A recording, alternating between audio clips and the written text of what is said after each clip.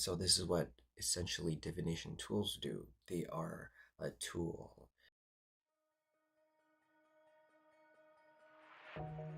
What is numerology? Well, numerology is essentially a divination tool that uses numbers to give you insights into your personality, your life, your relationships, pretty much what astrology would do. Now, what is beyond numerology? Well, it is the use of the wisdom underlying not only numerology but all sorts of divination tools. And that's where the real insights come from.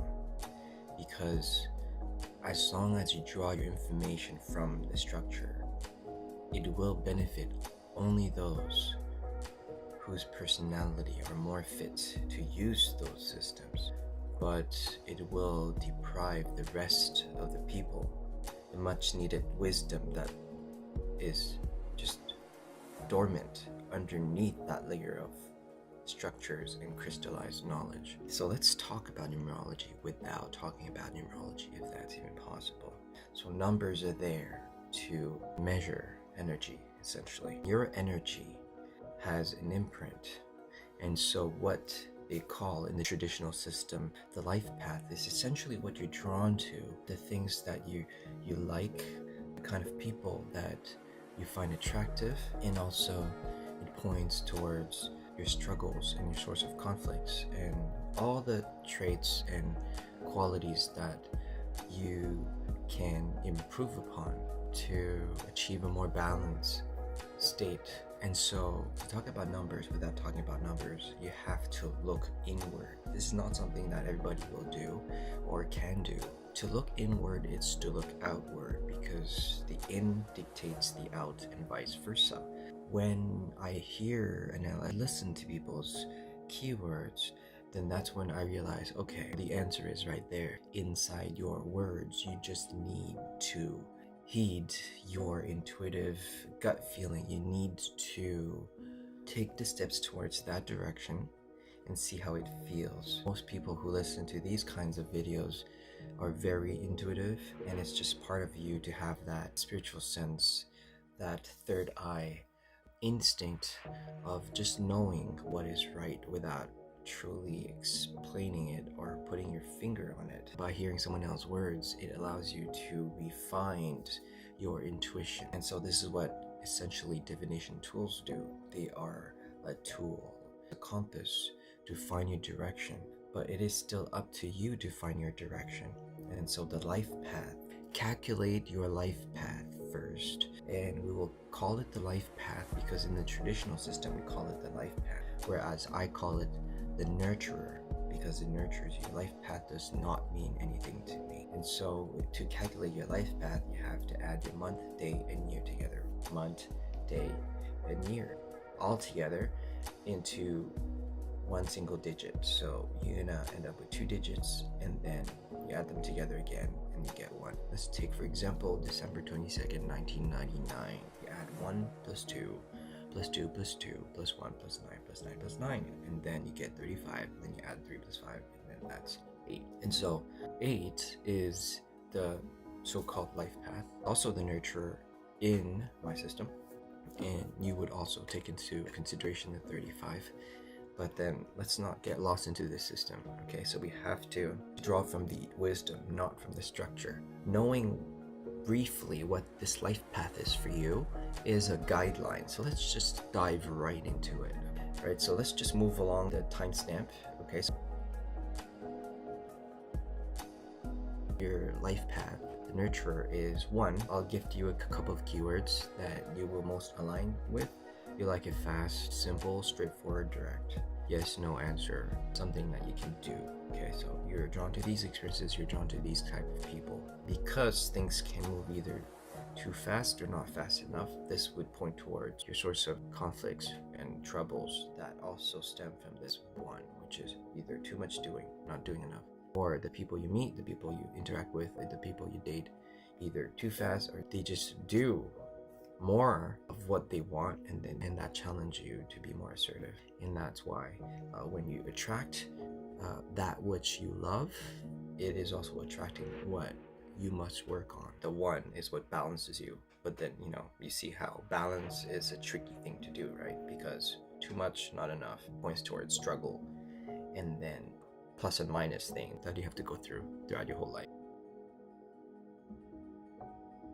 Lifepath 2. Lifepath 2, or your nurturing, number 2. That is, I will gift you a few keywords. You might most likely resonate with kindness, gentleness, empathy, support, listening, right? So you love people like that. You love people who have that flow, and you love people who have that gentleness. And then because you're drawn to these people, they make you also more of those traits. As much those traits balances you, they point towards your struggle. If you meet someone who has more of those traits that you like but also struggle with, then it pushes you to work upon these traits, make you more listener, make you more empathetic. If you're choosing a person who does not have these traits, then it's like you're bypassing what you need. Everything is easier, but then you don't feel that spark, and that's because you're not going towards what feels right, which is the life path. And as you go towards the life path, you will go towards your struggle at the same time. You go for one, you got to go for the other one as well. Life path 3, the nurturing 3. So if this is where you are, I'll give you a few keywords and then we'll move from there. Funny, words, communication, lighthearted, childlike, social, creative, artistic. These traits are what you are drawn to, traits that you like for yourself as it is for the traits that you look in other people, be it love partners, friends, so on and so on. You love people who make you laugh, you love people who make you talk, and once they open the faucet, that's it. You just go on and on and on. That's the life path 3. You love words and you want people to communicate, and that points towards your struggle as well. The traits that you must work on. Conflicts can result from miscommunication, from not communicating enough, from your partner not communicating, from you not communicating, miscommunication, taking things not too seriously. It revolves around this. Struggle comes along with the gift, which is words, communication, right? When you focus too much on words, everything becomes a problem because they're not giving you the information you want, because they're not saying the things that you want to hear, or because they're not saying certain things, you do not know what you can do. So communication, again, is the biggest thing, right?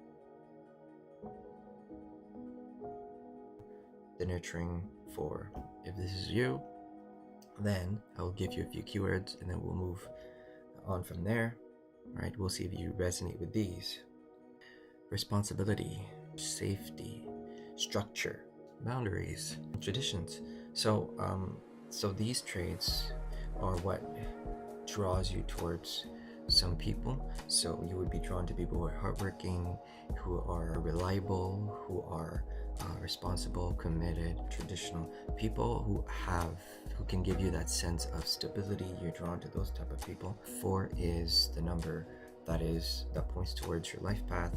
As these traits that puts into under the spotlight, responsibility, duties, and consistency, then it challenges you to adopt more of these things which you want, but then these will be the source of conflict, which is the keywords I just mentioned. Source of growth and the source of all your conflicts come from these keywords as well. So it is as simple as that. Life path 5, the nurturing 5. If this is you, then I will give you a few keywords and see if you resonate with them. Let's start with freedom, change, excitement, interaction. It's that liveliness. It's having that interactive energy. It's being in nature. These energies are what you're drawn to as much for yourself as they are traits that you look for in partners or in experiences. You love the interaction.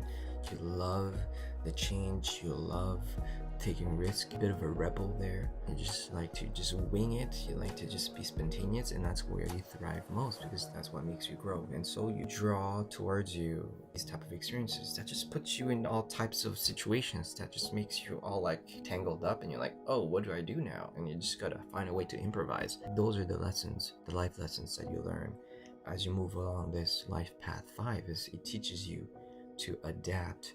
This is what balances you. By drawing these traits to you, you also draw the troubles that come with it, which is all the chaos and the unpredictability, which would be the source of all your conflicts.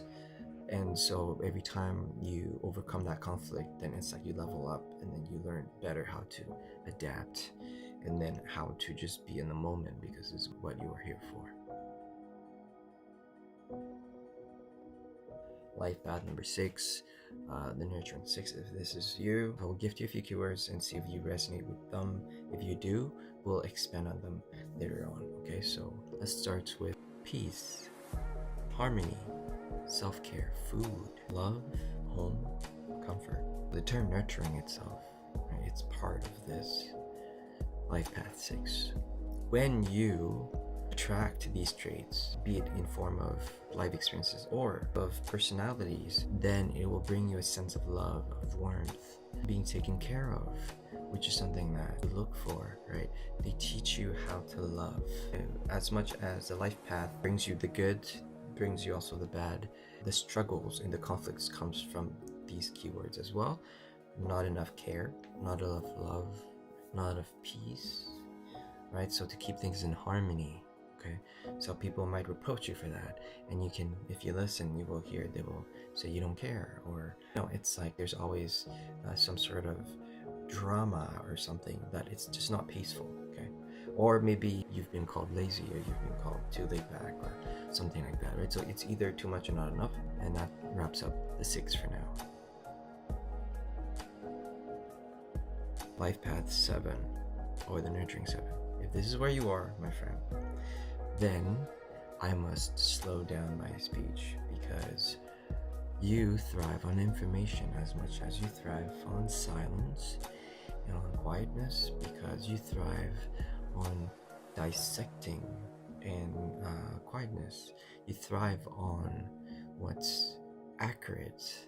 And so because you seek information, and information is all that makes you grow, so this need to look for experiences that teaches you something, right? As if you're an investigator. Life will bring you very specific experiences in terms of experience or people that gives you meaning, right? So this is what you're here to learn. Either you're learning about studying, specializing, dissecting, or taking time, slow down and think.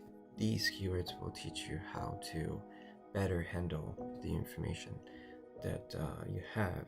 And so I call it the nurturing, which brings you balance. So, as much as there's good, there's also bad. You gotta balance the plus and minuses. All sorts of conflicts and struggles comes from the lack of, thinking, depth, analysis, slowing down, right? To really dissect before you do something. That would speak about your source of struggle. Or if you use too much of it, then there's too much criticism. Too much criticism, you will also hear from that, from your partner, or from friends, or whoever it is that you're close to. They will notice your critical eye, and therefore you will be reproached upon that. And then, this will help you learn to fine-tune your ability to dissect, but not oftentimes out loud, but rather in silence. Life Path 8, I call it the Nurturing 8. If this is you, I'll give you a few keywords and we'll expand on it later on. Success, ambition, opportunities, benefits, values, recognition, pride, compliments, qualities, business, power, success. We can go on and on. Get the sense that this is the number about empowering oneself. Okay, so if this is you, then you're balanced by, you're drawn to this nurturing side of power and people who you attract, right? They empower you, and then experiences as well. You're drawn to experiences that empower you, that brings you higher, right? That elevate your life in terms of success. And so as much as there is good, the good comes with the bad, right? So on the scale of plus and minus, you must balance the two, because one comes with the other. So as you attract these in terms of experiences or people, they will challenge you to take charge more, to know how to be more ambitious, to seize opportunities more. So you will be reproached for not having good enough of a judgment, right? Not recognizing or seizing the opportunities so much. You will have people with stronger sense of control. They are doing the judging for you, right? So this is to challenge you to grow this aspect of you, which is to take charge and to be the authority figure that you want to be.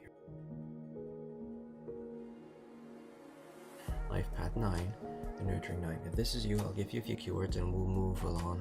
We'll move along from there, and then I will expand on that. Selflessness, dreams, passion, sacrifice, pure soul, giving ability. Okay, so you're drawn to experiences and people that makes you dream, that makes you float, that move your soul, that move you on a soulful level. And then you're drawn to people who are also like that. You are drawn to people who are givers, who are selfless, idealistic, who can love unconditionally. Okay, so by drawing to these people, you are developing and exploring this side of you which you want to learn in this life. And so, all sorts of things that are good, the bad comes with it, and you need to balance it out, which is why I call it the nurturing and also the balancing number. You got to balance it, plus and minuses. So when you draw to you people who are overly giving and who make sacrifices and all that, you may be approached upon for not doing the same and for not being observant enough or detached enough in order to see things as they are rather than too subjective. Be a bit more objective. And so these people will challenge you in that way and make you grow at the same time.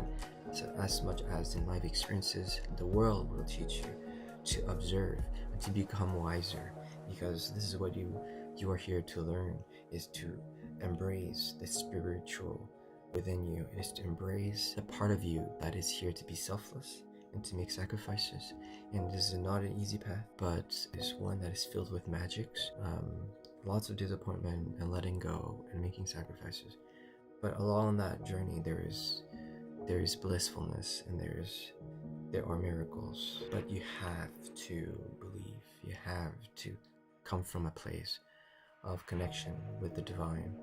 And when you do, then things will happen. Okay, so that's for all the life paths from 1 to 9. Let's just begin with this, okay? Because as I said it before, I do not want to crystallize knowledge. I will do my best to transfer the knowledge beneath my system without focusing on my system so much, because the human spirit goes way beyond all systems.